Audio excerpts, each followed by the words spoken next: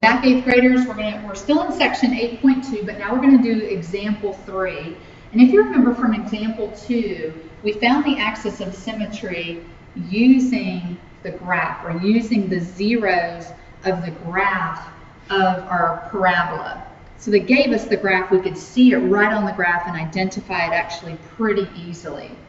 But what if you're not given a graph? What if you just have an equation of your parabola?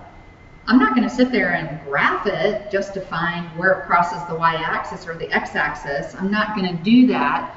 There's a mathematical way of doing it, and I'm going to show it to you. So if you're given an equation in standard form, y equals ax squared plus bx plus c, and they're asking you, hey, what's the axis of symmetry? You can calculate it, and this is how, right here.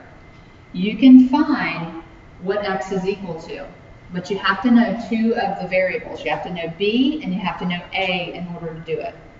So let me demonstrate with letter A. Find the axis of symmetry of the graph of, and then here's our parabola. Y equals x squared plus 3x plus 4. Now let me kind of insert something here. The book inserted the words of the graph of. They are not asking you to graph this. What they want you to find is the axis of symmetry, okay?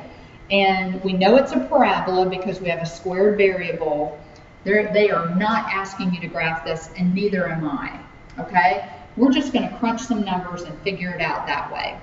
All right, so let's take the equation y equals, I'm going to insert the coefficients in front of the variables if it doesn't have it. So x squared plus 3x plus 4 is the same thing as 1x squared plus 3x plus 4.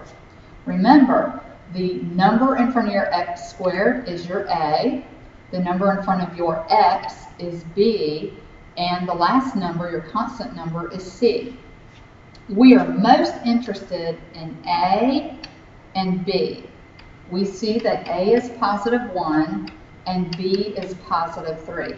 Those are the two numbers that I need from the equation, and I'm going to plug them into my formula.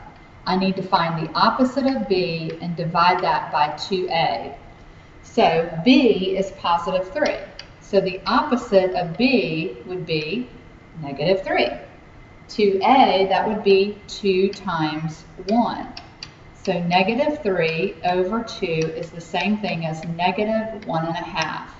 So my axis of symmetry is going to run through the mixed number, negative 1.5.